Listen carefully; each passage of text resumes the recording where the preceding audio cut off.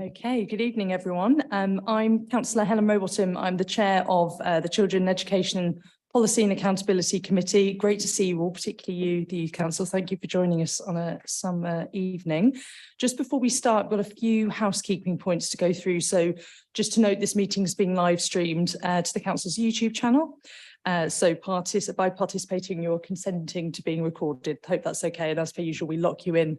Too late for you to object.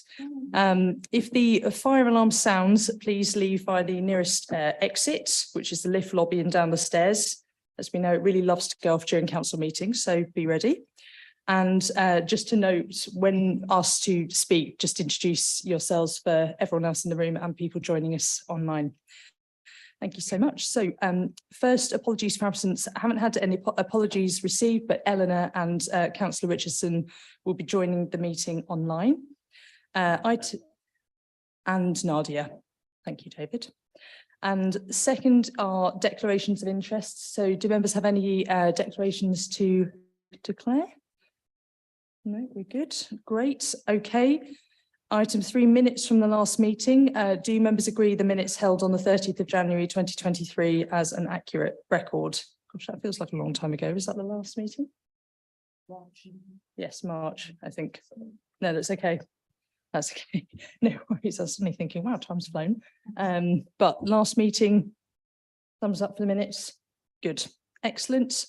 Right, perfect. So we will move to item number 4, a year of youth voice. Lovely title. Presenter is Phil Thompson, who's head of the Family Hub. Thanks for joining us tonight, Phil. And I'll hand over to you to present the item.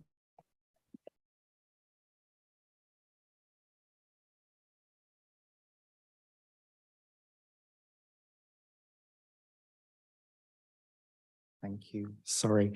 Members of our Youth Council, and they're here today to talk about a year in youth voice. And I'm going to introduce you first to Neve.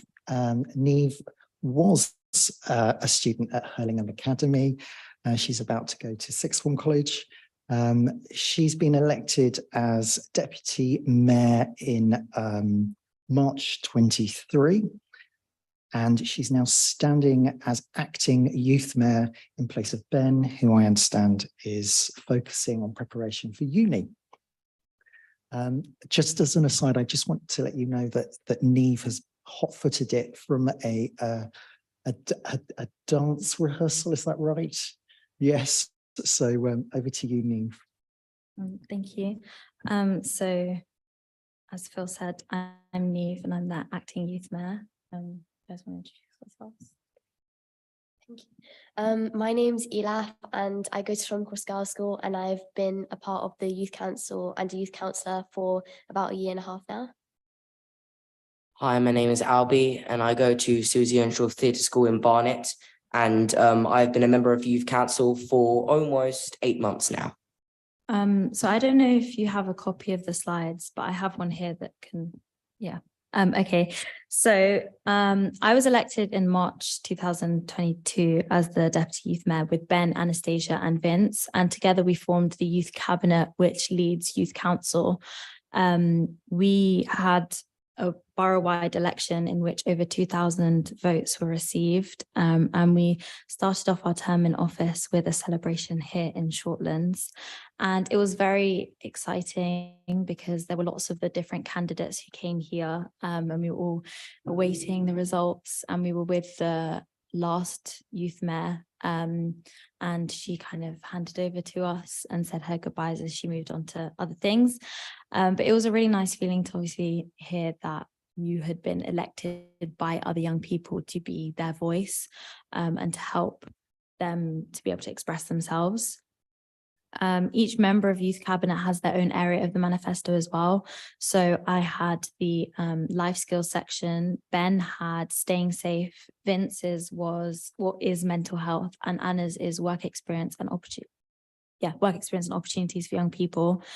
And these are areas that all of us individually were passionate about and were part of our manifestos when we were running in terms of the elections. And it's also something that has become a part of the Youth Council's wider manifesto, and each of us has been able to lead on the section that we were kind of like most passionate about.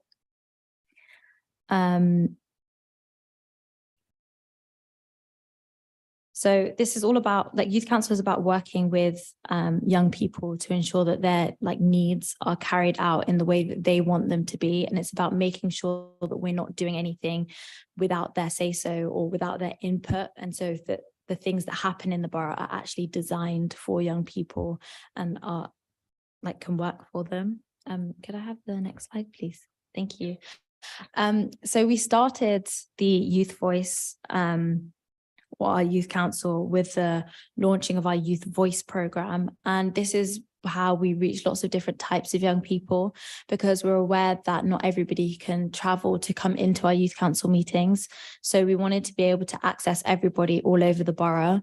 And because of COVID, a lot of our meetings had moved online, but we're also aware that a lot of young people still like the face-to-face contact. And also the engagement in face-to-face meetings is often a lot better in terms of people can see who they're talking to. So it's much more interactive in that sense. So we have hybrid meetings. So some of our meetings are online, some of them are in person. We also move our meetings around the borough so that we can really get to lots of different young people. We have a calendar of inclusive activities as well. So we've moved around. We've had a picnic. We had one in the park where it was open to all young people. And this is part of our Youth Voice drop-in sessions, which is open to people who aren't necessarily youth councillors. So they don't want to make the full-time commitment to coming regularly to the meetings, but have something to say and something that they want to share with us.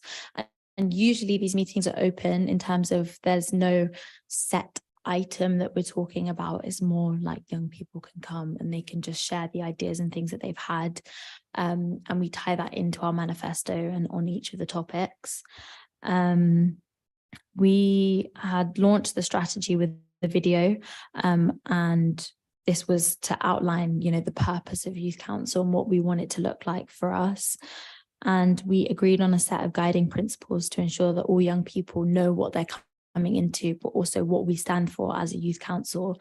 And one of the most important things was that young people's time is a priority to us, and that young people should be valued for their time, because often we see that we're not respected for giving up our time to be in, even things like our regular youth council meetings, because we all have a lot of other things going on with balancing school exams. And one of the things that we wanted to make sure was that when young people are given their time to make videos or be hosting meetings and going to events and things like that, that they're kind of rewarded, and make sure that they know that their voice is valued, and so is their time.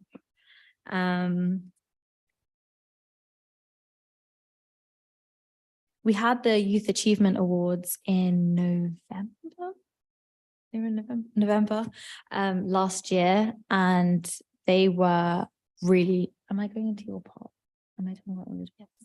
No, it's fine. Okay, I'll talk about that later. But we also have diversity as well. So we've got lots of different types of opportunities for young people, because we all have different types of personalities. So some people really like talking and public speaking. Other people might be quieter and they prefer to have non-verbal roles. So we make sure that we're working with every single type of young person, so we're getting lots of different voices.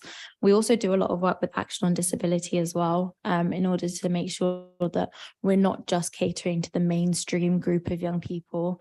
And I feel like I keep saying this a lot, but to really make sure that we are taking into account the different types of young people. Yeah, I think next slide. Sorry. We also have different ways for young people to engage. So this includes things like our online voting platforms. So we have made quite a few Mentimeters with the important questions that we as youth councillors want answers to from young people, so that we can move forward with our manifesto. So it's looking at things like what life skills are important, because it's a very broad topic.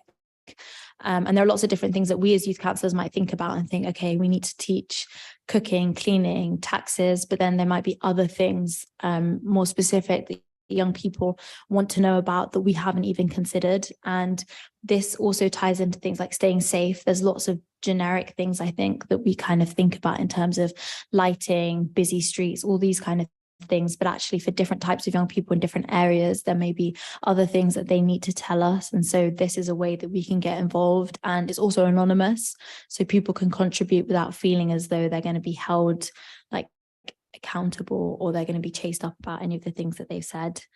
Yeah, Albie?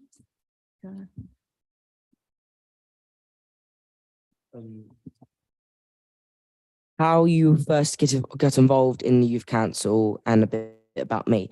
Invited to be involved in a youth panel helping to decide who delivers youth provision in the borough, explain to experiences why you got out of it, and explain the arts and culture strategy and what is meant for you as a youth performer. Oh, am I reading what I was supposed to do? Oh yes, I've read this completely wrong. My apologies, everyone. I'm so sorry. So I was invited about almost a year ago, as my mum is also working with the council, Donna Fenner. She is a trustee. And I got involved because I feel like I have major passions to help kids with mental health and who have had experiences like me, because I suffer with autism and ADHD. So does my mum. And for years, I've been bullied verbally and physically, and I was pulled out of school for 2 years and I struggled quite a lot, which affects my mental health. And when I heard about the youth council, it just popped in my mind that I wanted to prevent kids from having to go through the sort of stuff that I went through, because thinking about it just makes me upset thinking about it. And my involvement with the arts and culture strategy and what is meant to me as a young performer, as a performer of musical theatre, singing, dancing and acting since I was 5 years old, which has been one of my passions and things that I love doing, has grown over the few years due to having a school at my school where I used to sing, dance and act and be promoted to that.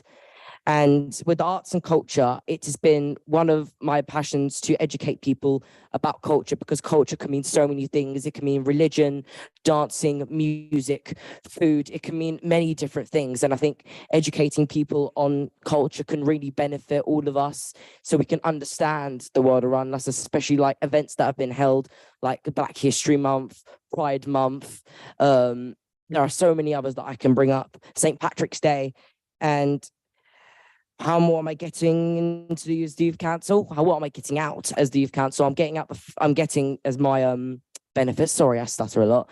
One of my benefits of being in the youth council, I feel that when I leave the youth council in a few years' time, I walk out feeling that I have done something good in my life, and I feel like I have stopped so many people my age and younger and older having to go through the stuff that I went through. So yeah, it's been one of my absolute passions. So yeah.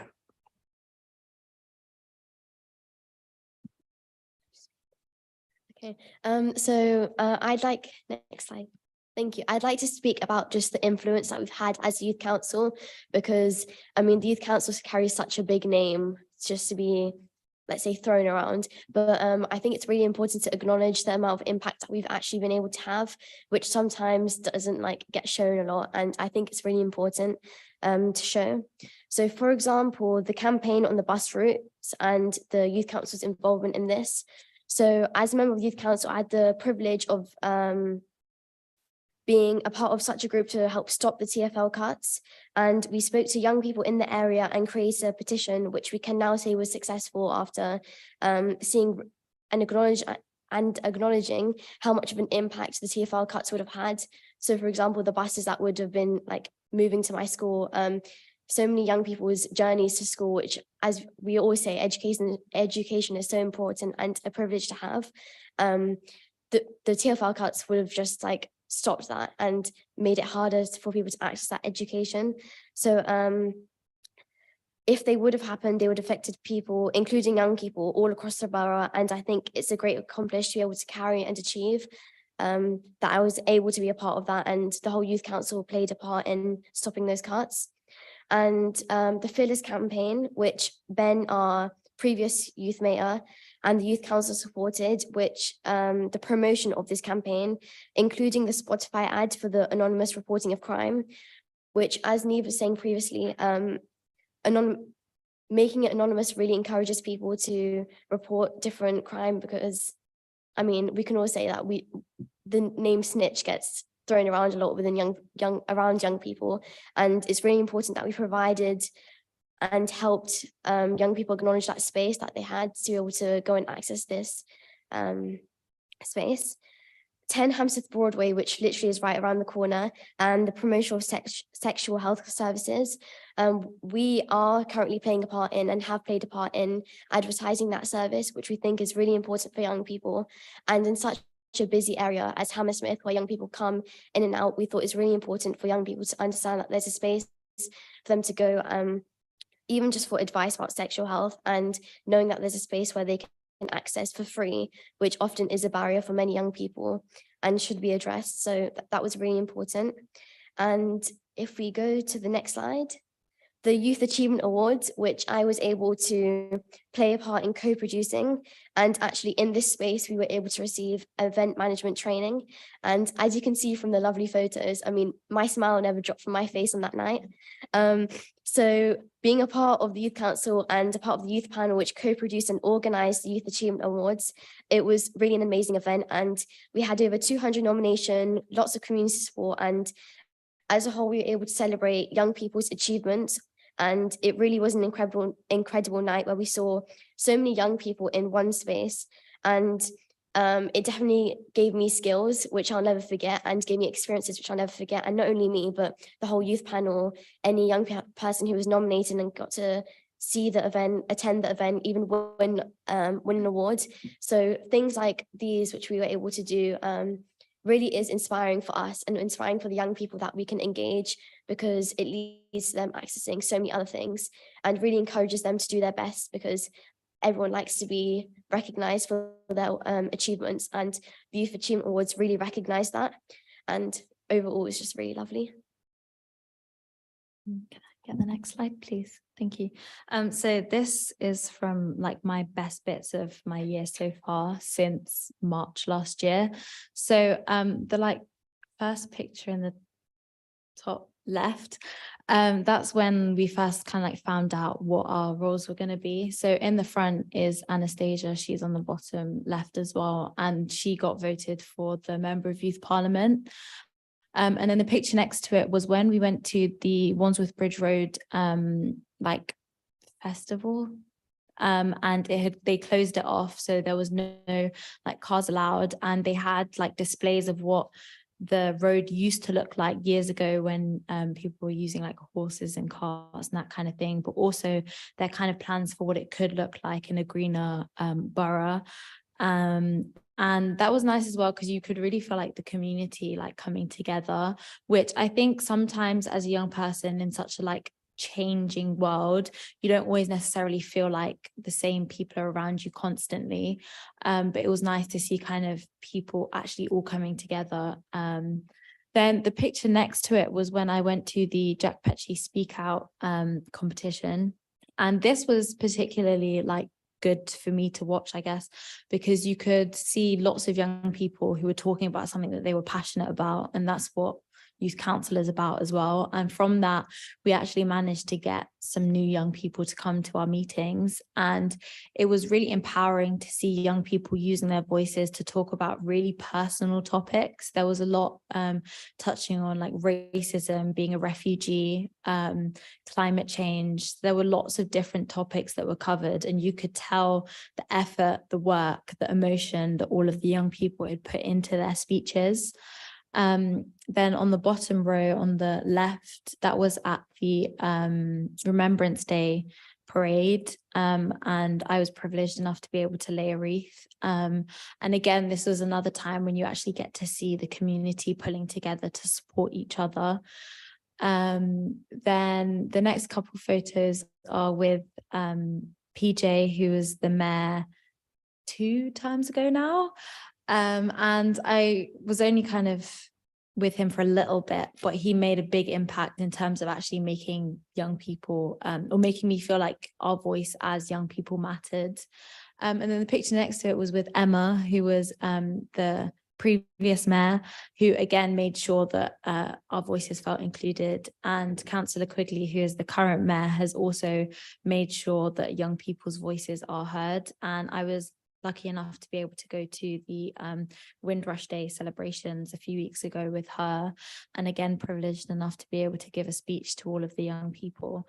And again, it was a lot of these events that I get to go to in terms of my time as deputy youth mayor and youth mayor. I've seen how the community can come together in the borough, and it's been a very humbling experience. And being able to go to things like citizenship ceremonies as well, you see how much it means to somebody to be called a British citizen. And that's something that I think a lot of us, myself included, take for granted every day, because we were born here and we get to wake up, we get to have access to the amazing education systems that we have. We get all of these different types of opportunities. But then you go to things like this and you see the work that people my age have had to put in order to be able to become a citizen, and how much that means to them. And it just makes you even more grateful to be able to stand in a position of privilege where you can help other young people who aren't in the same positions as us to be able to have equal access and the same roles. So that was sort of like my year so far. Can I have the next slide, please? So Anna unfortunately wasn't able to make it because she's at a prize giving ceremony at her new school. So I'm going to cover sort of her section as best as I can. But she was voted as the Member of Youth Parliament, and she's done a lot in her time. So in terms of Youth Council, she obviously is part of the Youth Cabinet. So we all work together in order to make our meetings run. But aside from that, she's been on trips away. I think she did a trip to Kent with the other members of Youth Parliament across the country, and they've all come together to work on their own manifesto in terms of what they're looking for a more national goal for young people. So whereas I kind of focus locally on the borough, she's thinking about obviously she's the voice of the borough, but also working with a national agenda. She was also able to speak in the Houses of Commons last year, which I know was a very exciting time for her, and she was absolutely buzzing about it. So we're all really proud of her for being able to do that as well. And she's been able to attend like a few talks as well from different types of people. And I think that these kind of events have also helped her to kind of come out in terms of public speaking and all of these sorts of things as well. Could I have the next slide, please? So in terms of next steps, we're currently working on a borough-wide research project. So this is focusing much more specifically on our manifesto. So whereas before it was more widely about what young people want, what young people need, how we can best work with young people to make sure their voices are heard, now we're trying to channel all of these things that we've found out into making a manifesto so that we can create actual like active change.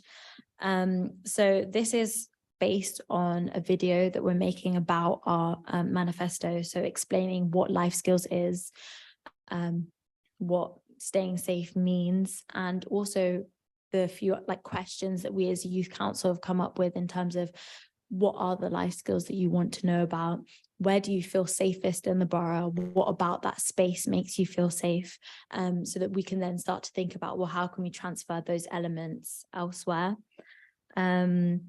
And again, we're trying to think about different ways that young people can interact. So we thought about, kind of just sending out emails and things to schools, but we wanted to do something that was engaging and interactive. So we came up with a video. We also came up with a Mentimeter so that young people can give their feedback anonymously.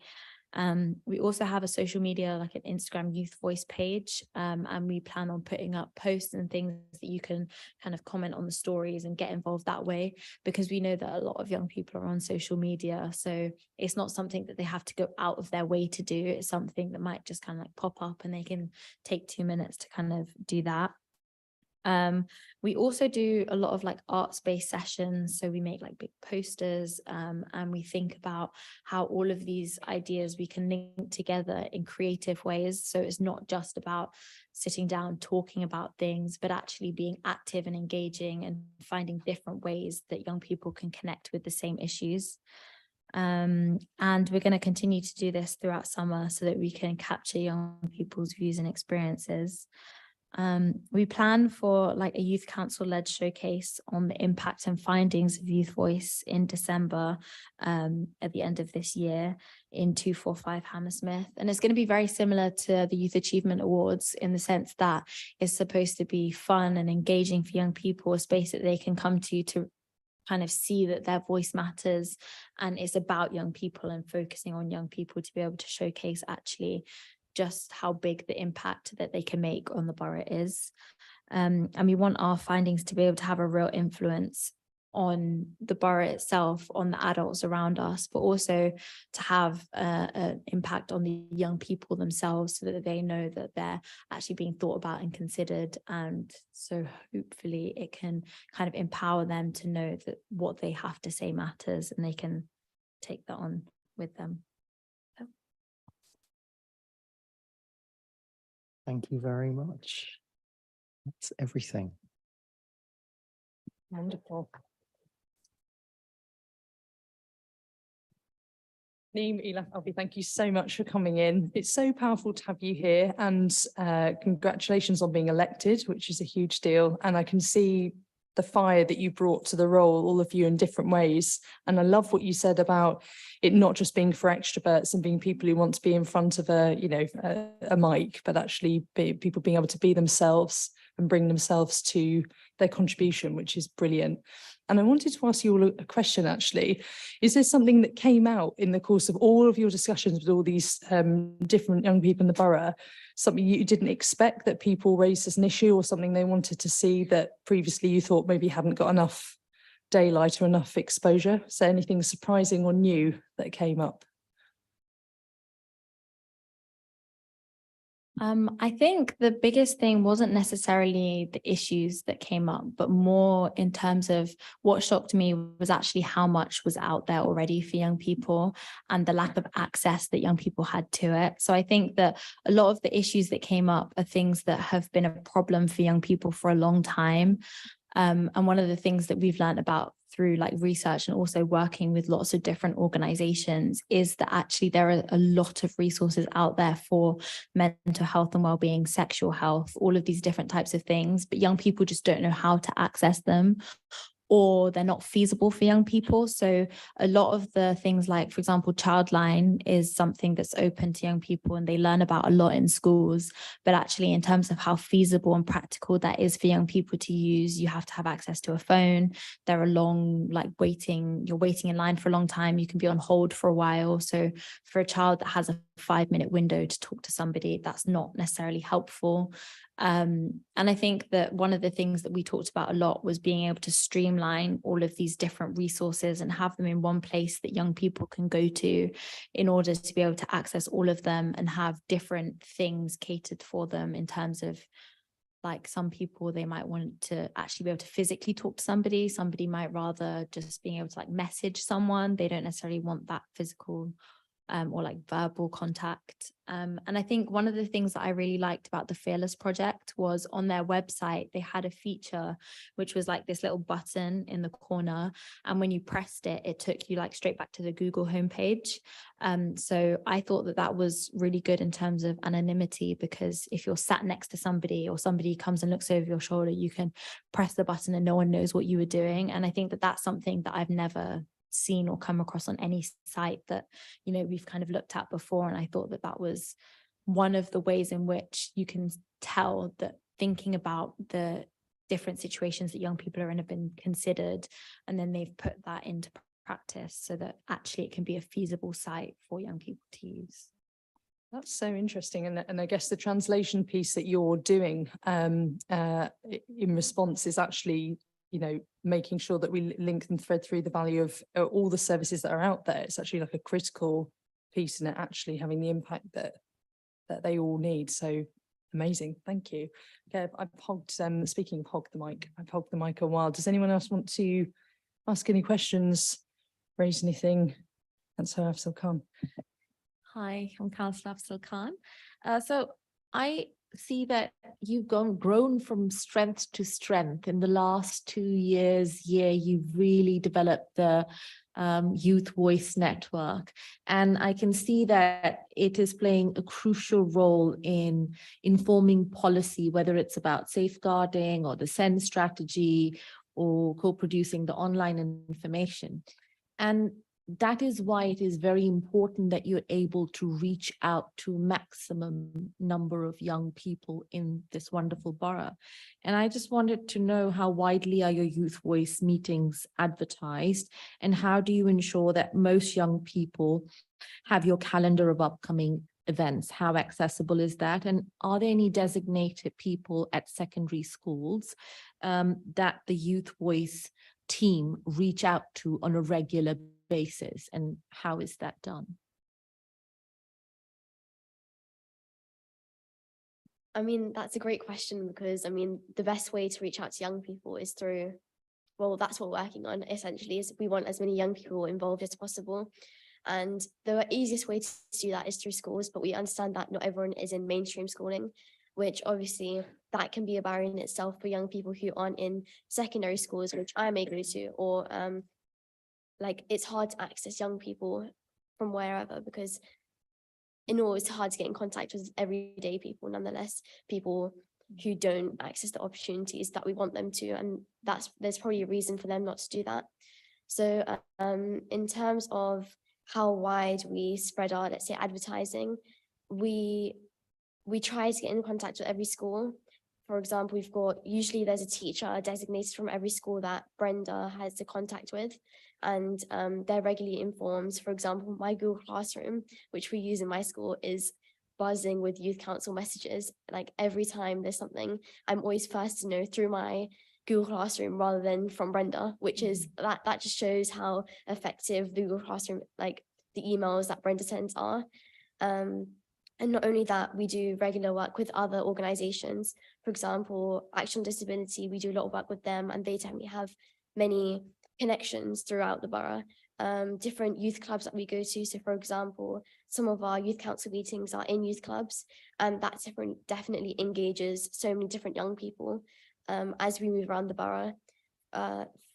And I mean, we go to different libraries. Sometimes we even do youth council meetings within schools. And that really means that if we know that not many young people come from a school in, let's say, Shepherd's Bush, we'll have a meeting in Shepherd's Bush, which really makes it more accessible for young people to come and see how youth council is like, rather than having to make a long-term commitment of something they probably don't know. They're probably scared to join something which is really powerful and not knowing what it's like. So being able to move around the borough is, I think, a really good idea, and it's been working really well so far with the different faces that we see within our meetings. And the hybrid meetings are really good as well, so having them online and in person, because it's an easier way to be able to join a meeting from online, I can find, especially if there are different barriers to going to somewhere, and especially if you're in school, you can't always travel across the borough and make it in time for a meeting, but being online has an element of always being involved and always being engaged no matter what. And our emails that we get regularly, including our calendar for all the youth council meetings, ensures that we're always in the loop no matter what. And yeah, I think the social media page also really highlights the fact that everything's online at all the time, that we can also go. And Albie is a part of the social media team that we're working on, which in general highlights Youth Voice, and if he wants to speak about that he can, but it's just a really good way to engage young people. As we know, young people, let's say, always on social media, but I think that's something we can really utilize, and it's not always a negative thing. I think it's a really positive thing, which makes sure that everyone's in the loop and just really engaged. So yes, I am one of the co-leaders of the social media, H_F_youth. If you would like to go follow that, we want more people to see. And so it's been increasing in popularity since the YAA Youth Achievement Awards, as I was going around interviewing a bunch of people from the Youth Council, people who have been nominated, asking them questions as if it's like icebreakers to like make them feel like more comfortable around each other, as if like a normal like TikTok interview. And I think I went around my school and I had showed some of my friends who want to become influencers when they're older. I had showed them like what I did and the social media group, and they were actually quite interested in it themselves. And they started up a mental health club in my school. And one of my teachers has asked me to co-lead it. So I was so happy when they said that. And yes, me and Natasha and Nina, who is also co-leaders, we've been thinking of posting stuff to do with our manifesto as well, to like keep like the stories updated as quick as we can, new things, new information, so people don't get bored of old information. And also I've been forwarding photos and videos onto other sites such as the Hammersmith Fulham Council, kids clubs, lots of different companies and brands sponsorships as well, so it can able to increase the popularity of the social media account. So yeah. Thank you. Amazing. That sounds so dynamic and responsive as well. So exciting. And I've got a question, I think, from Eleanor, who's joining us online. Eleanor, oh, did I see a hand up, or was that just a... Give us a thumbs up or down, Eleanor, about whether it was a question or not.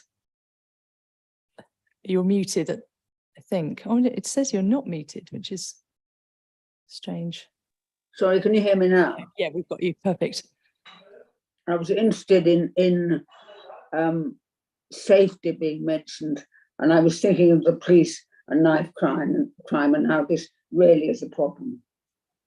Well, not particularly in this borough, but across London, and how people should be aware of it, and whether the youth voice is concerned about this, and what work is being done in this direction.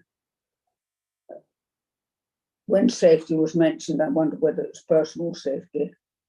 Yeah, so when we think about safety, it's a very broad topic, which is why we have like the Mentimeter and stuff on it, because there are so many different things that we have to think about in terms of, you know, girls, young women feeling safe in the borough, to also boys feeling safe in the borough in regards to, you know, stopping and searching, their relationships with the police, all of these kind of things. And one of the things that has come up a lot is knife crime, because it has been an increasingly big problem across London in the last few years. And this is partly why we worked with the Fearless project. And what they are about is for kind of bystanders or people who've witnessed a crime, and they can report that anonymously, which, like Elaf said earlier, kind of takes away this element of being a snitch, which is often a big reason why young people don't get involved with the police. But also there can be sometimes that barrier between young people and the police in terms of like what we see in the news and how, you know, the police can interact with young people, and it's not always friendly and it's not always very nice. And so it also kind of eliminates that aspect of not knowing who you're going to get or what kind of person you're going to come across when you're reporting a crime. And it enables you to be able to make sure that whatever's happened has been reported, it is being notified to the police, but without you having to go through that process, which can sometimes be quite challenging for young people. And so a lot of what we have been doing is focused on sort of how we can overcome the different barriers that stop young people from feeling like they can report certain things, which has often been centered around sort of like knife crime, gang crime, and that kind of thing when we've discussed it. Great, makes sense. Eleanor, has that answered your question? Yes. Perfect. Thank you so much. Any other questions? Yes, Andini. Not really a question, actually, just a comment. I mean, thank you so much for including young people with special needs, because I've been member of PAC since 2014 and I've been asking this year on year. And I think Brenda has done a good job, and I think you're also doing a very good job, including everyone with different abilities, needs, etc. So I just wanted to say thank you and congrats for that. Great. Anything else from anyone else? And nothing else. I just want to say the same, to echo what you said, and you all are brilliant and done great work in with youths. And I don't know how to say, you have done so much that you have included everything is inclusive of what you've done, and That's wonderful. I must say congratulations and well done. Thank you for putting the youth forward, and I'm sure you do more with your next step of what you said you are going to be doing next. Thank you. Yeah.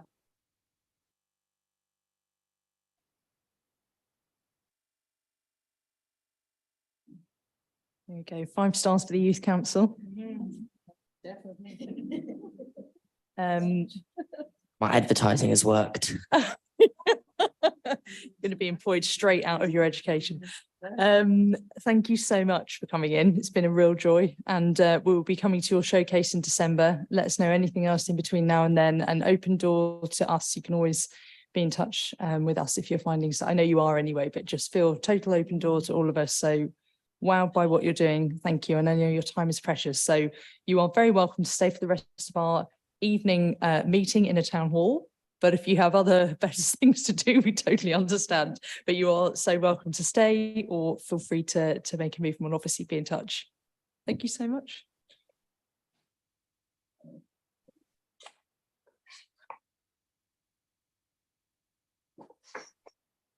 Amazing.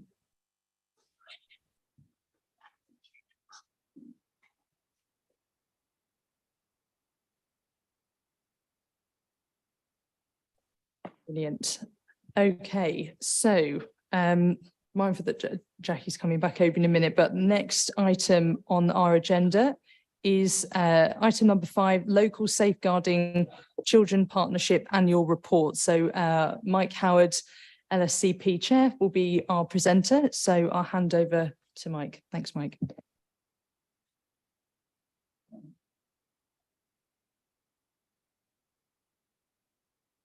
Yeah, I beg your pardon. That's a good start.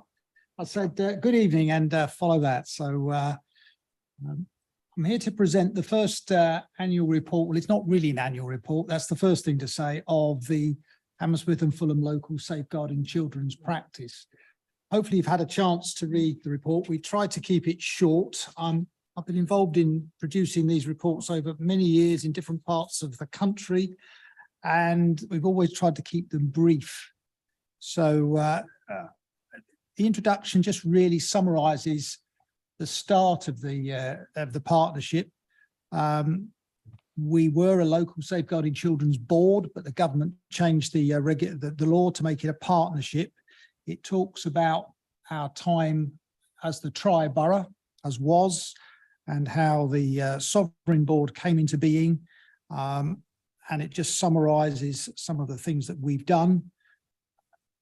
COVID was a big factor, obviously, at our early time, so that's another reason for the delay.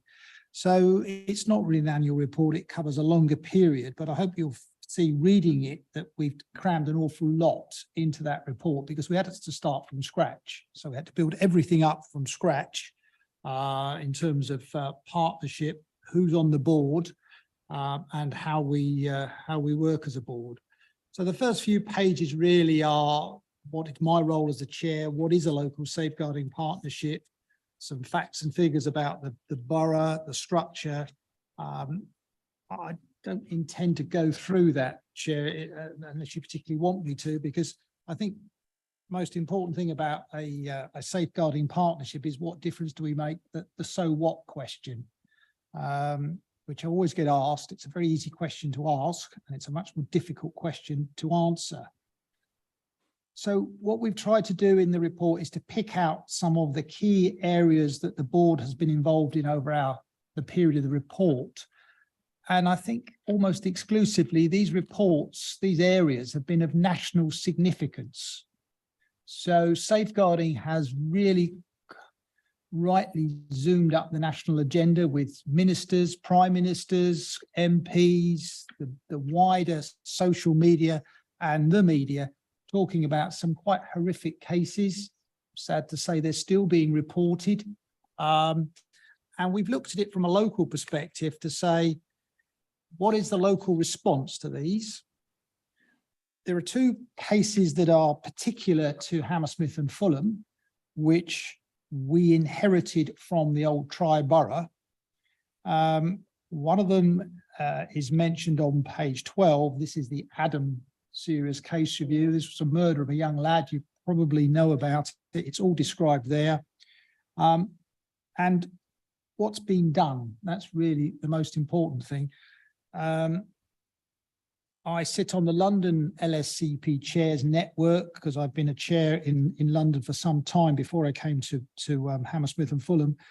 And youth violence and youth stabbings leading to deaths, sadly, is too prevalent across London. It's not peculiar to this borough. In fact, in terms of assaults, we are one of the lower boroughs in London, but there's no room for complacency. So there's a lot of work that's described on page 12 as to what's being done to try and reduce the risk. You can never eliminate risk, but you can try and reduce it. And I have to pay tribute here, not just to colleagues around the table from Children's Services, but I think one of the strengths of the local Safeguarding Children's Partnership is the collegiate approach. So within the local authority, community safety, Matthew Hooper and his team, colleagues in health, the many health providers that work in the borough and are represented on the board, they've been actively reviewing their policies, their interventions, writing guidance.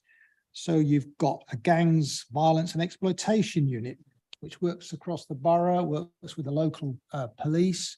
So they've done a lot of work on it. I know some of the work that they've done is cutting edge in terms of mapping, monitoring, and it's created a lot of interest. There's a lot of multi-agency work. And I think some of the interesting points that have come out of this case is that previously there was an assumption that if you move the family away from the area where the young person is at risk, the problem is solved. Well, it isn't. If anything, it's exacerbated. So there's been a real looking at what the consequences of moving a family, because it's not just the individual, it's their siblings and it's their parents as well. Looking at better pathways into education and employment. A lot of these young people, for example, are interested in music. And there's been a lot of work done with some of the recording studios in the borough to give these youngsters a chance to prove, that there is another way you can use your talents to develop. So that's some of the areas that we've been working on in terms of youth violence. And the next serious case review is the one that certainly achieved national prominence, which is what we call David, the case of the Tate Gallery. Now, this has been probably the most complicated serious case review I've ever dealt with, and I've been doing this job now for 12, 13 years. It's extremely complicated because we were looking at it at a local level, a regional level, and a national level. And a lot of work has been done. Hammersmith and Fulham are now acknowledged as one of the leading, if not the leading, local authority in the country, and how we deal locally with children with autism and some of the behavioural problems exhibited by David. However, there's only so much in a field as complicated as this that you can do locally. I've been involved in lots of discussions with NHS England. There's a bit of a revolving door of civil servants and ministers to try to get them to recognise some of the issues that still are outstanding and need to be confronted.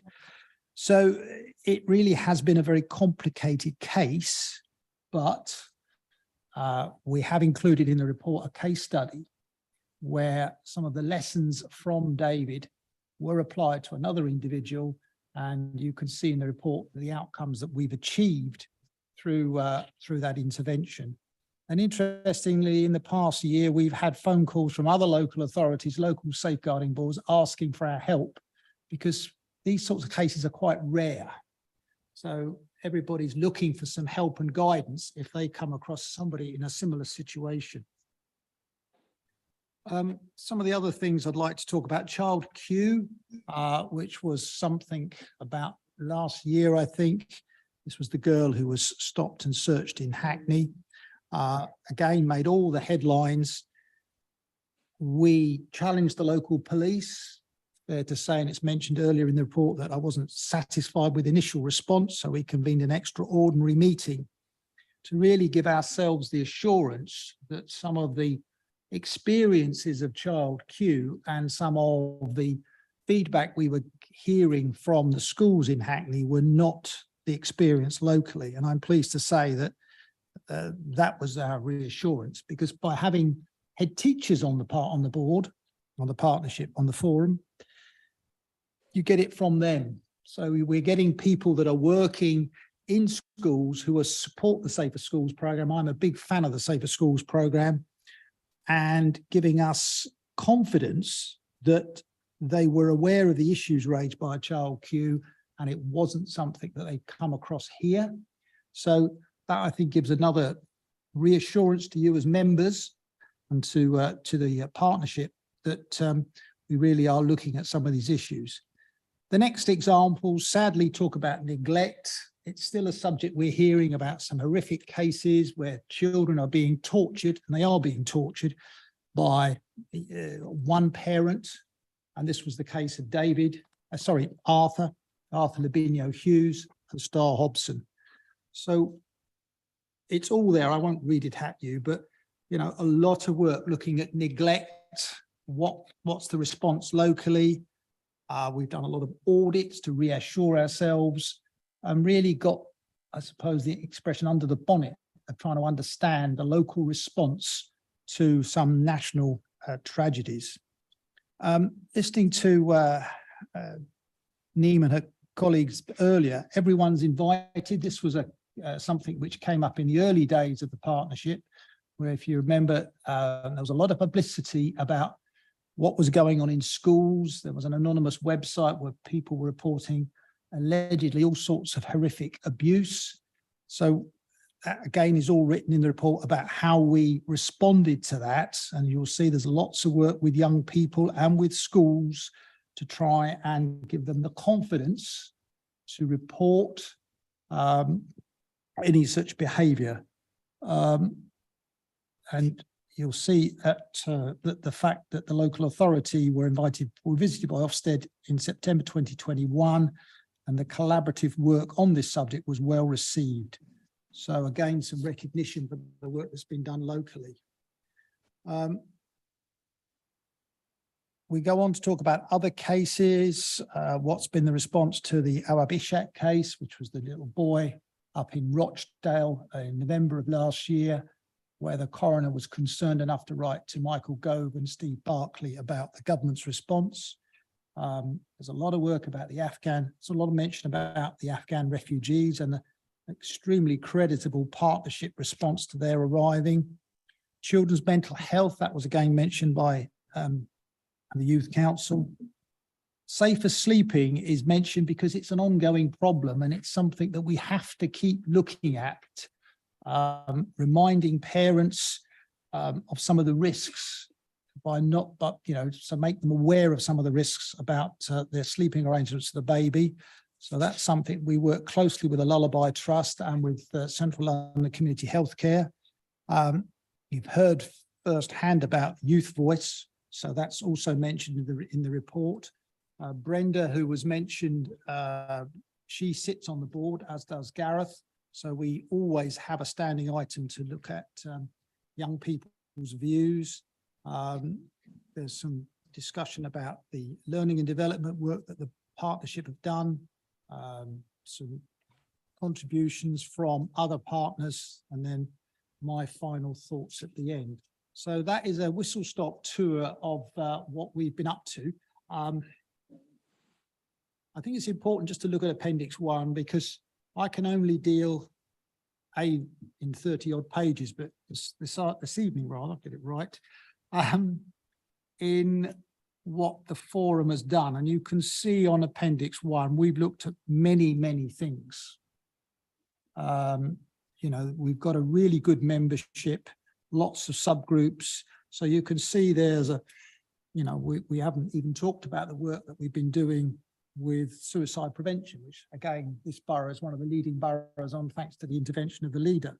So the Ripple project, just to name but one, housing summits, all sorts of things there, which I would draw your attention to about the work of the LSCP. So I'll stop there if I may, Chair, and see if you have any questions of me.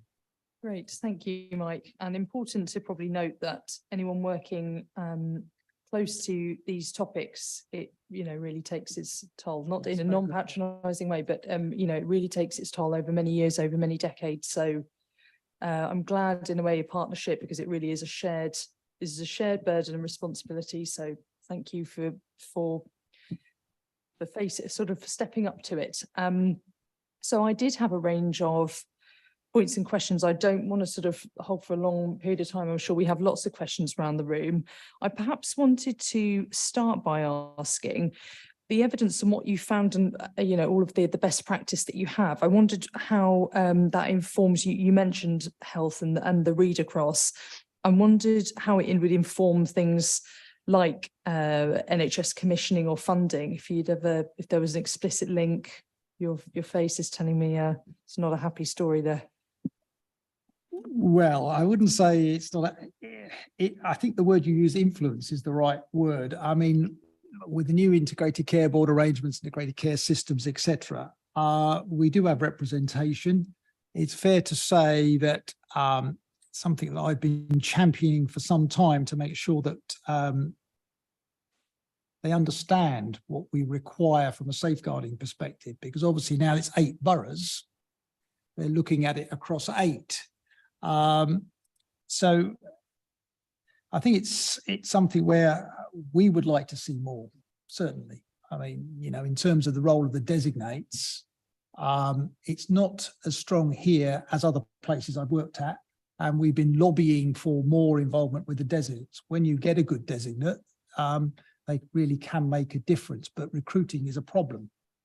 Trying to get hold of the right person and keep them. So that's a problem. I think on a sort of one-to-one level, the designated nurse Follett, she is very conscientious and she does a very good job in raising things on our behalf. So, some of the issues that have come up, she's been leading on safer sleeping, for example, for us. She's been raising some issues about child death review procedures, which I think are still a bit clunky, and we're pointing out some of the issues that have come up. So at that level, but we are lobbying. I mentioned about David. It is frustrating that something which achieved so much national prominence 3 years ago next month, 4 years ago next month, sorry, is still not satisfactorily dealt with by government. And that's due to, I don't know how many ministers we've had. I've lost count, to be honest. I know I've dealt with a revolving door of senior civil servants every time I have a meeting. So we just got to keep trying, just got to keep lobbying, and I think we'll get there. We've made some progress, but not as rapid as you or I would like. And what would your explicit, but do you have a sort of succinct or explicit ask or headline of the ask that you've been putting to civil servants on that case, Mike? Well, I don't think there's enough flexibility in the system to recognise the individual needs of each person, and there certainly isn't enough capacity in the system to give the right level of treatment. Because these cases aren't that common, they don't get the priority that you would think they would deserve. But then there isn't, I think it's all about rationing. I think they look at mental health for young people and say, well, we'll put all our efforts here. And people like David, who take a huge amount of resource, huge, are not seen to be a priority by the people that administer the funds. And, we've written to ministers, we've written to senior civil servants, Claire, I think her name is Murdoch. So we've written right to the top. But just to give you an example of the frustration, Chair, we were chasing up replies to get letters back.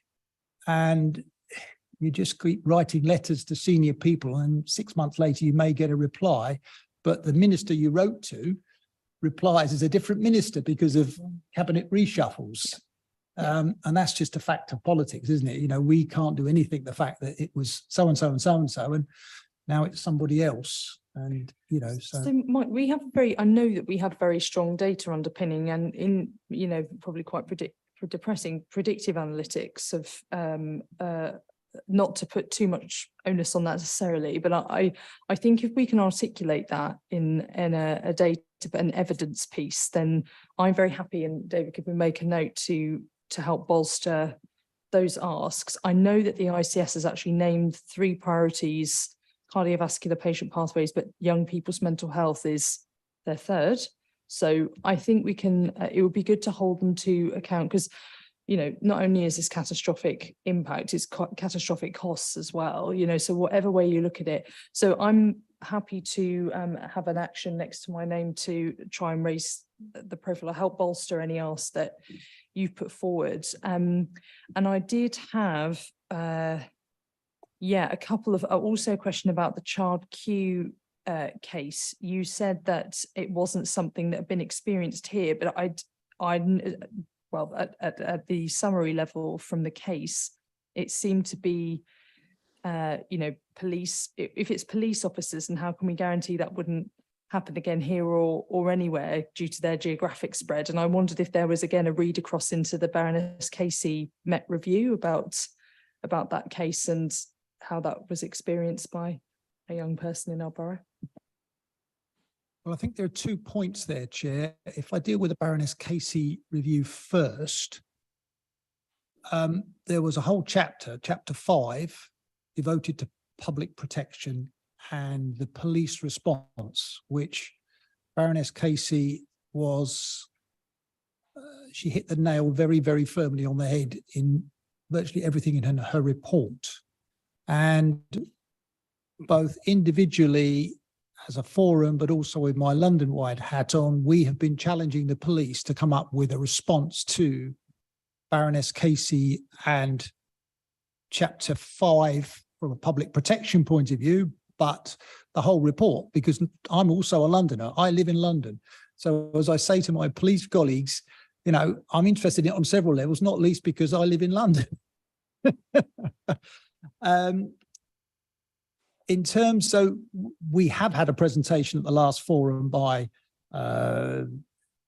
Detective Superintendent Lucy O'Connor.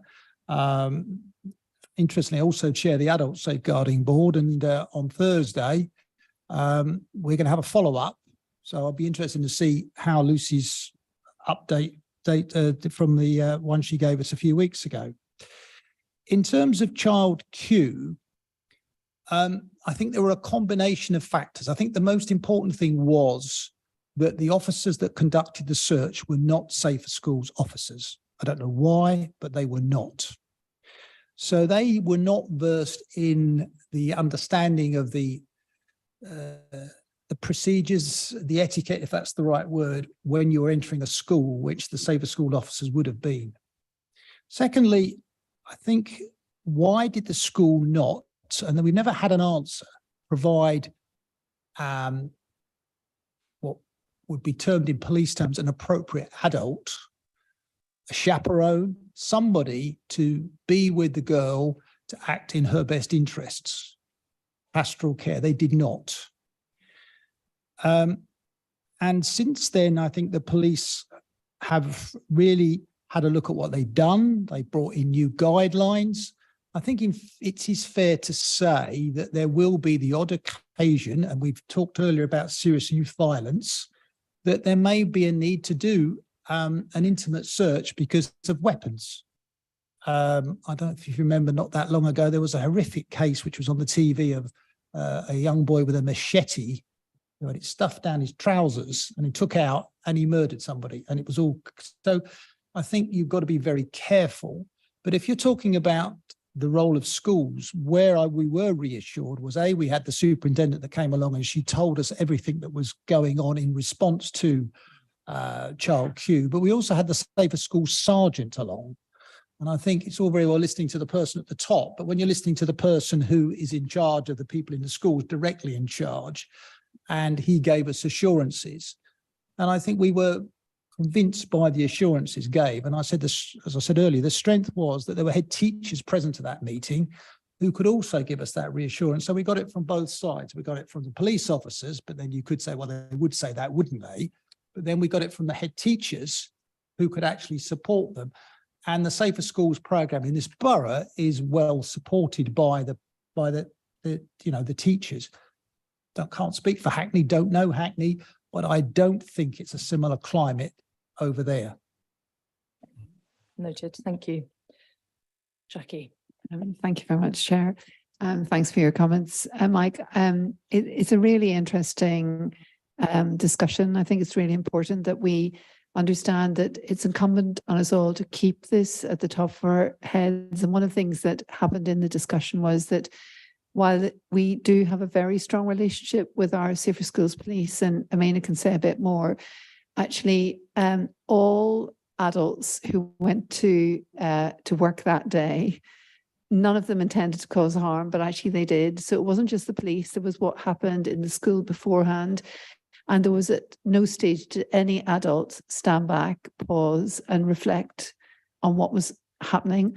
And so I think it's something that we have to hold each other to account all the time. So it's police officers, yes, schools, social workers, other people around. And we, one of the benefits of the strong partnership we have, and there is a real collegiality here in Hammersmith and Fulham, but is we have to keep that on the agenda. We can't just falsely reassure ourselves. And Amina, I know, is very exercised about ensuring that we don't apply that same kind of adultification. But I think you've got examples, not as extreme, nowhere near as extreme, but I think you've spoken to me, Amina, about examples where on a small scale that happens.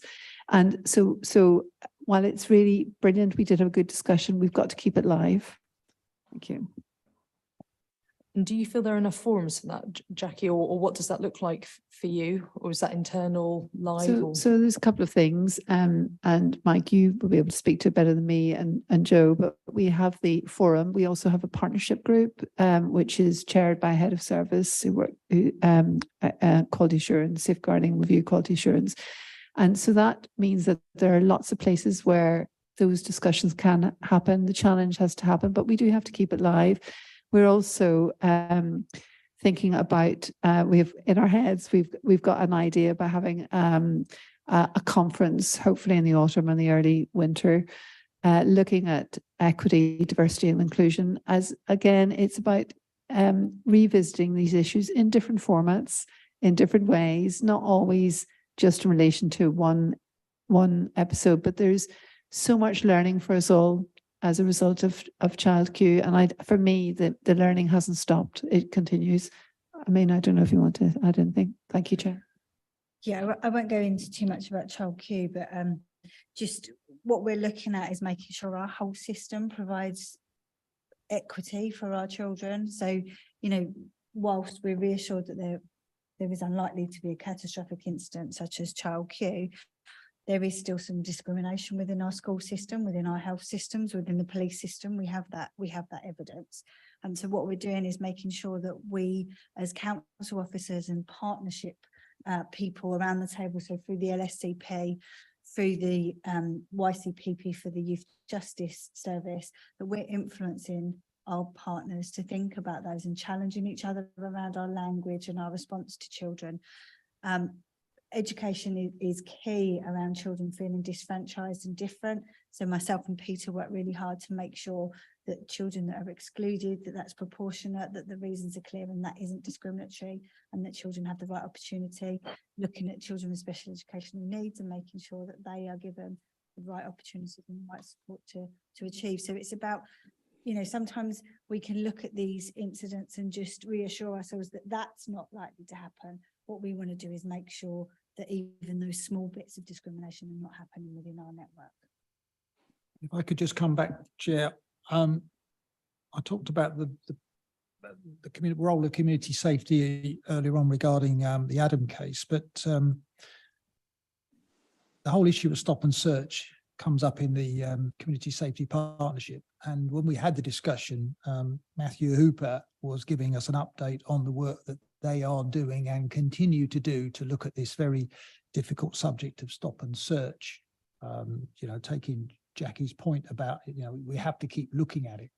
So one thing we do as a partnership is we link in wherever possible with other similar forums and boards, whether they're statutory or not, to make sure that we're not treading on each other's toes, but we're complementing each other wherever possible. So this is an example. Domestic abuse is another example where I know that other agencies or other forum will have the lead on it, but we as a Safer Children's Partnership have an important role to play. So I have regular conversations with Matt Hooper, not just about this, but other safeguarding issues which go into community safety, to make sure that I'm up to speed with what he's doing. And he sits on the board anyway, on the partnership anyway, but you know, we have that dialogue, and I have that dialogue with other people as well. But I think it's just important to sort of signpost that area of crossover between the partnership and that forum and other forums as well, which have safeguarding crossovers. Great, thank you. Anyone else like to come in? Councillor Brown, just make sure your mic is on so people online can hear you. Thank you. So just returning to the word neglect. I know of a dreadful case that was in Edith Road, where a family of 7 children had rats running over them, and they were starved on a Saturday. They weren't given any food by the mother, and they would be given a packet of biscuits on a Sunday. Now I was horrified. I know them very well. But they did not know that that was called neglect. They thought that that was normal. And my concern is, how would the council get that message out to define what's the definition of neglect when you're in school? That to me, I can never get over. So that's just my question, if you don't mind. Thank you. So in practice, what we try to do is to avoid terms such as neglect when we're working with a family, domestic abuse. So in our reports, we use it as a shortcut, and even then we're trying to be a bit more descriptive about it. So when we're working with families and, you know, through early help, etc., up through the system, we're very clear we describe that, because those terms don't mean anything to parents in the community. So we describe that. And also within our plans with the families, we're really clear about what needs to change to make the children safe. So, and making sure that the parents understand that, and that we're working with them, and that they have parenting classes, etc., to understand that. If there are needs which mean they can't understand that, then we will obviously need to look at whether they have extra advocacy to help them to understand, and the language. And there are times where that harm will be such that the change can't happen for the children, and we have to make different decisions. Do you mind if I just come, Amina, on that? Do you mind articulating? I think I understand the essence of what you're saying, to move away from a term that might, you know, bear stigma or be too binary. Do you mind just explaining how you reframe that so that people can still raise things that are concerning to them, maybe as children or as, you know, observers or neighbours, and also to, if we don't use those words, how do we have language to describe what's happening? Do you mind just So we've just refreshed actually the London threshold document, which is available across London, and that looks at the pathways into different tiers of the services. So those needing early help, that early help can be provided within school. So it will still mention the titles that we're used to: neglect, child sexual abuse, physical abuse. It will still mention them, but there are descriptors about what that looks like for the child. So, you know, in terms of neglect, it might be the child's coming in dirty, hungry, can't engage in school, etc. So that is very clear within the London Child Protection Procedures and that threshold document. In our local community, you know, we have our own information on our website, but we also have our ICATs, and I can never remember what order the words go in because I'm dyslexic, so forgive me, but that's essentially our front door. And within our ICAT model, people can phone and they can ask advice about their concerns, so we can help them articulate what they're concerned about, and then we make the decision sort of where that hits. We do still need to use those titles because we have to report to the DfE, and that's what the DfE asks. On the definition of the word. Your focus there is on the definition of the word and how we have to be very careful. But getting back to the reality, that family, how do you reach those children? I mean, when they're in school and they're starving and they think that's normal, but they're watching other people eat, So is that not called neglect? So Those are not- councillor, we get, we work with our schools and all our partners to make sure that they're clear about how to refer in, and that's part of the job of the LSCP to make sure if you or anybody has concerns about a family, they can be referred into the ICAT, which is Initial Consultation Advice Team. But I've had to work very hard to remember that, Amina. So, but yes, if anybody has concerns, there are clear mechanisms to refer in. And as Amina said, there'll be a discussion about what that might mean and what service we might determine might be necessary initially to understand more about the concerns. But schools are very alert to children's needs. We have no shortage of referrals. Our schools are very thoughtful, they're very child-centered, and will ring up for advice. We rely on lots of partner agencies, which is why the LSCP is so important. Because with health visitors, might be hospital visits, there might be midwives involved. There are lots of different people who are the eyes and the ears of the community, caring for the community. Thank you.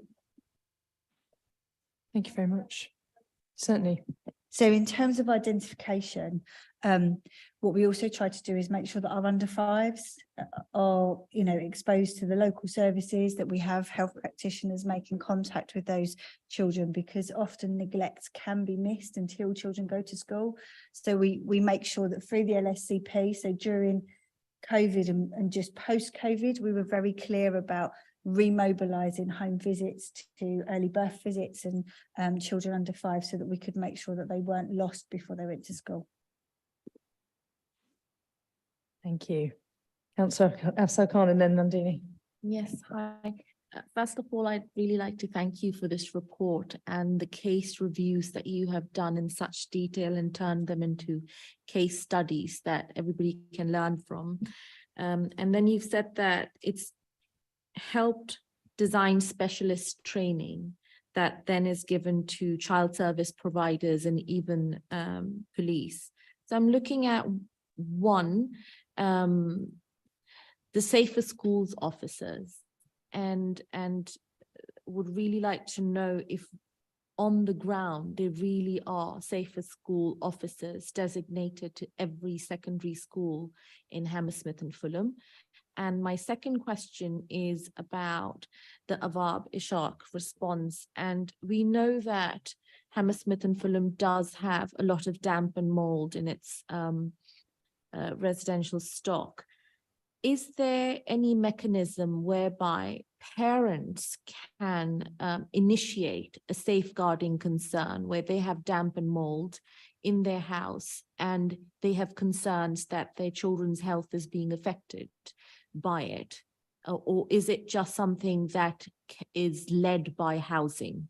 Because safeguarding so far has always been done by some agency or some other group.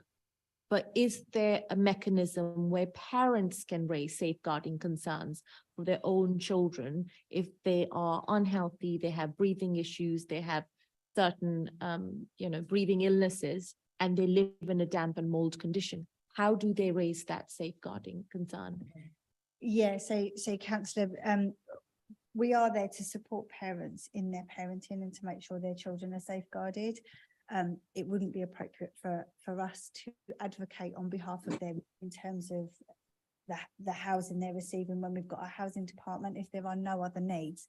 What we do is there's a damp and mold group, and we have a representative, our head of early help sits on that group so that we can inform the decisions around that. Because I've had the opportunity to visit quite a few residents' houses where I've been literally, residents have begged me to come inside their house and have a look at their children's bedroom, and the wall is black behind the beds. And they've said, my children is asthmatic and it gets worse every month, every year, and we're not getting the repairs done. What can I do to expedite this process? And that is what I want to know. How can a parent They can use get housing to respond faster if there's a real safeguarding concern about the child's health? So they have to use the complaints process that housing has available to them. But how is that linked in with safeguarding? If there are additional needs for the family, then we will be involved to look at what those needs are for the children. Health professionals will also advocate for the children. But it isn't that in itself, the house having damp and mold isn't a safeguarding referral that would receive support from a practitioner. What we do have, we have advocacy to support, that's through housing, not through our department. Within the children's centres, there is advocacy to help families navigate those pathways. Just briefly, Eleanor, I think we're being muted now, but just, okay. Yeah, Very good. sorry, I didn't Right. get the last bit of what you said. So within children's centres, there's housing advice. Sorry, within children's centres, there's housing advice that's available, and we often signpost families to our housing advocacy services where parents can also, or residents can also make use of that so that they can navigate the complaints process and advocate for themselves in terms of the concerns they have. But we are, there's lots of activity. It would be for our housing colleagues really to reassure you what that is and how coordinated that is. But I know that we are involved in that and we attend the meeting every week. Yeah, because it says here as next steps that housing will provide the LSCP with regular updates. I was just wondering if they had received any recent updates and if there were any number of cases that had been identified or the like. Well, we haven't, we do now have a housing rep on the partnership. So once that person is available, then we'll be asking the updates. But as Amanda said, the case was unusual in that it wasn't a safeguarding case. Now, I know you might say it's splitting hairs, but the whole issue regarding our Abhishek was provoked by the coroner writing to Michael Gove and to Steve Barclay. It wasn't taken on board by the Rochdale Safeguarding Children's Partnership. So that's why obviously we are concerned about the well-being of the child, but in the case of Awab, his dad did everything he possibly could to raise the plight of his family and his son with the housing providers, with the council, etc. So it was an institutional failing by the housing provider not to take the case more seriously, or perhaps, I don't know, that they didn't have the housing stuff. I don't know. It's very complicated, but because it achieved such national prominence and because we were being asked about, well, what is happening locally, that's why it was discussed at the forum. I mean, it was last November. This report finishes at the end of December of last year. So it's still very much work in progress. You will see in the appendix that Dr. Nikki Lang has produced a guide, a general guide about housing, which I have to say I've seen it cropping up in several different London boroughs, some attributed to Dr. Lang and some not. So there is a recognition from a public health point of view, but as Amanda said, I don't feel qualified to speak about housing because it is a peculiarity to them, but it is as described there. And when we meet again in September, we will be asking for the update because it is a matter outstanding from our previous meetings. Thank you. I think we can reasonably have an item table to talk about the exact read across and maybe what's been alluded to with a kind of, if children are involved in this, it's a significant health issue, what the emergency button is that we can press, is it worth a repair? And to sort mold and damp out, which is always unacceptable. Okay, any other? Yes, sorry, Nandini, so sorry, you've been waiting for ages. This is the problem of sitting right at the end. I had a lot of questions actually which came and went. So many terms like ICAT. I mean, parents are incredibly afraid when they are contacted by ICAT because they immediately think their child will be taken away from them. And again, dynamic support register is not so well understood. I think when for David's case, you said that you sort of seemed to say dynamic support register was an exemplar for Hammersmith and Fulham and has improved matters. But we have been following the case even as a forum because the parent in question was actually a member of Parents Active. And she was quite a well-known parent. But do you think all these terms like DSR, are they well understood by the residents in the borough? And do you think that could be a solution if there's more education about these terms and acronyms? Even LADO, because many parents, we see many parents of complex nonverbal children are also suffering a lot of injuries in school, and many parents are coming home and finding their child injured and are not able to tell the school that this has happened in school as a result of maybe another child sort of harming this child, and how do we then escalate it? So many of these terms are not, parents don't get proper education around these terms. And do you think a little more educating the public or residents would help with safeguarding process? I know it's a complicated question. Yes and no. I say yes and no because I take your point entirely about acronyms, and I'm as guilty as anybody. And I do try when I'm chairing meetings to say, what does that mean? Because occasionally we get an acronym which means same three letters, which means something to health and something else to police. So it's very difficult. So we do try to correct. And as Amina said earlier, neglect is a very good case in giving the London-wide guidance does try to break it down. Is the child going to school with smelly clothes or not being fed and all of these sorts of things, all of which sadly were revealed in the Arthur Lavinia Hughes series case review, that this child's, behavior at school, which was picked up by teachers. So we do recognize there is a need to put it in normal, straightforward, everyday language and not hide behind professionalese. But things like the dynamic support register, really, I would argue it doesn't matter to one of your residents because they're all professional terms. And what matters is that a child is treated as an individual. One of the key things of David was that he wasn't treated as an individual. He was treated as a sort of, and the expression when I first took over was, here is a box, he has to fit in the box. And we've tried to actually get away from that and say, right, well, let's design the box around David in this case. And you'll see that there's a case quoted in the report. So does it really matter to, if I was the father of a child, that the professionals like Amina, Joe and Jackie call it a dynamic support register? I don't think so. I mean, if they come up with the best solution for my son or daughter, then that's all that matters. So it is difficult, but these are also shorthand.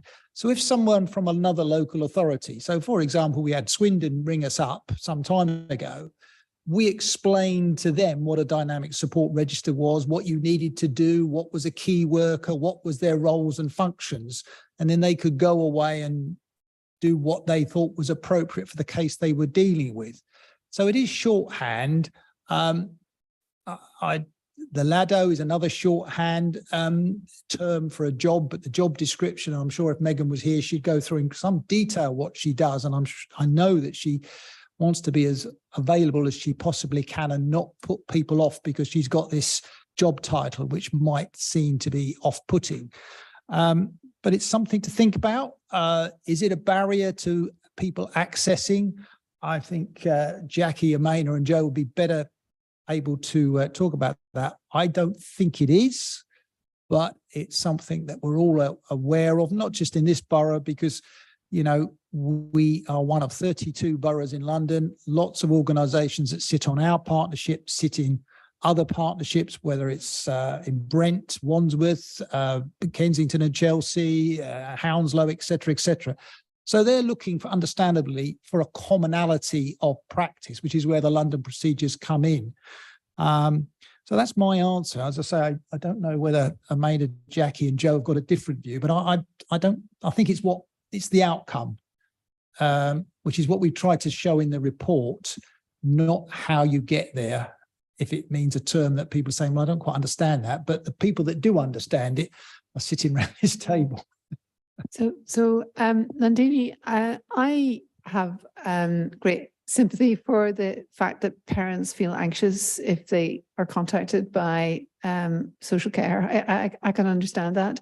And just listening and reflecting on your question, and I partly agree with Mike in that there are lots of acronyms that we've got to use just to be able to talk to one another. But actually, when I think about the work that the Disabled Children's Team and SEND Service have done in partnership with parents to help demystify, it does strike me that it might be useful for somebody from a MENA service to come and talk a little bit about what happens and the processes at the front door, because they will be intimidating. There won't be lots of people, they won't be a regular experience.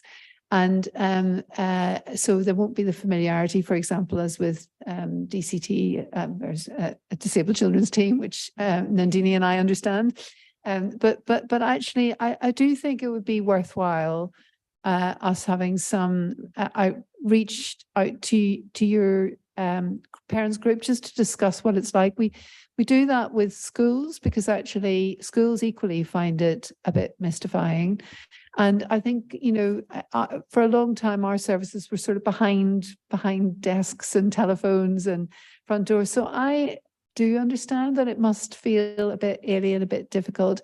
And what we do is sometimes really necessary. Well, it's always necessary, you know, but it's not always welcome. And so let's arrange to get somebody to talk, because I think that's right. We should continue to demystify.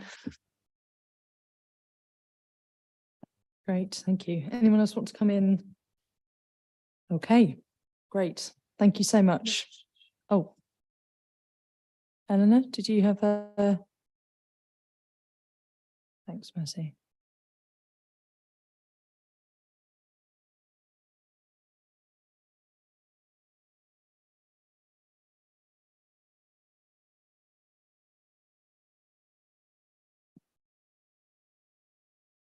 Rob, if you click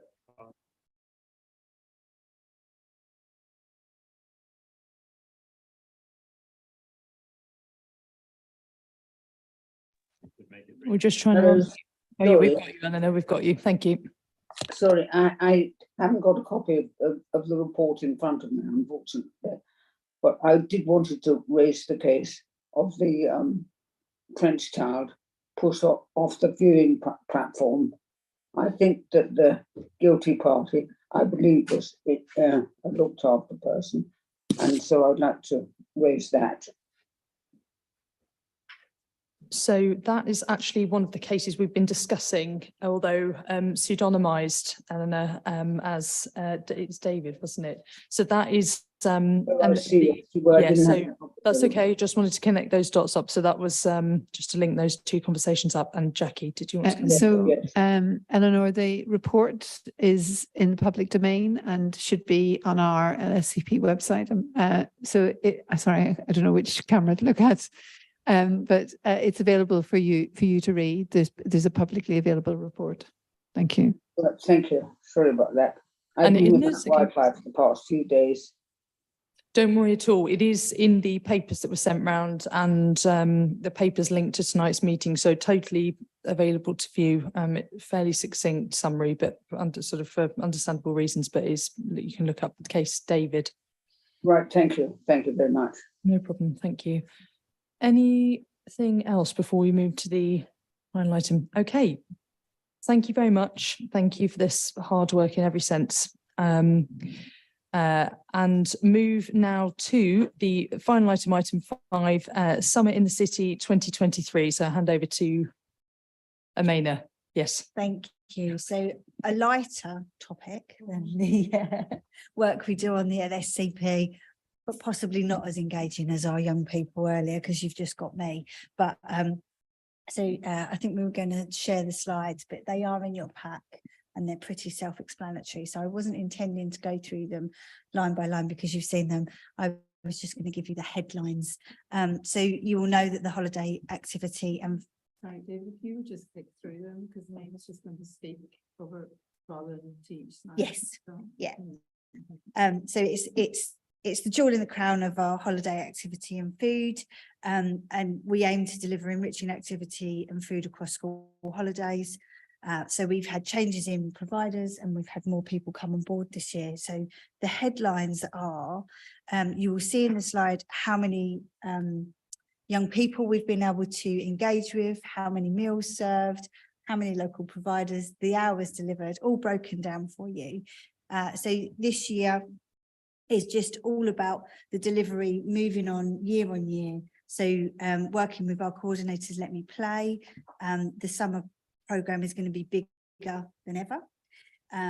We had Picnic in the Park launch event on the 15th at Ravenscourt, which we all had pictures circulated and looked like a fantastic event with lots of partners, including council services there, and lots of other events being run across the summer, including the Uniform Services Week, which is always a great draw for our young people and some of our staff as well. Lots of comms launching now. By the end of the week, we will have the website set up, banners up at the parks, letters going out to heads, social media, and the campaign really starting to garner momentum, ready for the summer holidays. And we have a contacted mail list of council staff and partners that we will make sure that everybody knows of all the activities that are going on. And anyone's welcome to pop down and have a little browse around with our young people. Happy to take any questions, but none too difficult because it's not my area of expertise. Brilliant, thank you. And I know this was a huge success. It was last summer. It's went around really quickly, hasn't it? So summer and the winter holidays as well. So excellent. Anything small or big on that? No. Good, excellent. Looks great. Thank you for putting it on again. I'm sure people really look forward to this and need it. So thank you. Okay, in which case we are sort of wrapping up. I just wanted to note that the date of the next meeting is on the 13th of November 2023, which feels a long way away, but I guess we of course have August break in between now and then, which affects the cycle. And I think that is it. Any other final notes? Certainly. So my question is really regarding the concerns that have been raised about the Fulham bilingual school being shut down and about 400 children and parents being affected. And the concerns are mainly about when will the school reopen and how frequently are surveys and monitoring the risk assessments done by the education asset team to make sure that that kind of incident does not take place again. That's a question addressed to Councillor Sanderson. Okay, thank you. So, I mean, that sounds quite detailed. So we tend to, we'd ideally table anything's on the table to table, but ideally would have a bit more notice. I don't know if we want to have a sort of quick word in summary on that. I'm happy to come in on that, Chair. A formal response has gone back to the Conservative councillors, but I think they are slightly out the loop because there are regular meetings happening with parents. There's been 2 so far. There's another one next week to make sure that parents are fully versed in everything that's happening. Obviously, we've got some really historic schools in our estate that we've got to maintain. I mean, an excellent way of maintaining them, obviously, would have been protecting neighbours. Building schools programme, which the Tories cut within 6 weeks of going into office in 2010. But here we are. Council officers have been working around the clock with the school to try and make sure that the school is as safe as possibly can be. Obviously, we're not going to return any children to site until the school is secured. It would be madness to do so. And as soon as it is ready for children and the school community to go back, then they absolutely will be there. The team have worked tirelessly to make sure that the children who were on site are at different sites. Attendance has been brilliant. They've gone nearby. The team have worked so hard to try and make sure that children are getting face-to-face education for the remaining 3 weeks of term. So actually, really, I commend them for all the really hard work that they've done in a very, very complex situation over the past few weeks. Thank you, Chair. Great, thank you very much. And perhaps if there are a whole suite of existing meetings and engagement, they could be sent to Councillor Khan and colleagues. They are for parents. Oh, I see. Okay. because they are obviously the Okay, parents fine. primarily Even just to notify then that the frequency of the engagement to reassure. It's happening frequently. Yeah, no, I only Noted. raised the question because a lot of parents had reached out to the local councillors to say that we've had no report from the head or the teacher. Nobody had come back to them and told them what was going to happen, and they still did not know whether whether the school would be secure to go back to in September. So there's a lot of uncertainty around that, and that's why I raised the issue today. I think there is regular communication. So I'm conscious that we shouldn't be having the whole conversation off agenda, Chair, so I will shut it down after this. But there is regular communication going on with parents and school, obviously being led by the head teacher in school as well, as is appropriate. But thank you. Noted. Thank you very much. Thank you for raising, and thank you everyone for speaking tonight, and see you again back in November. Thanks everyone. Good night. Thank you.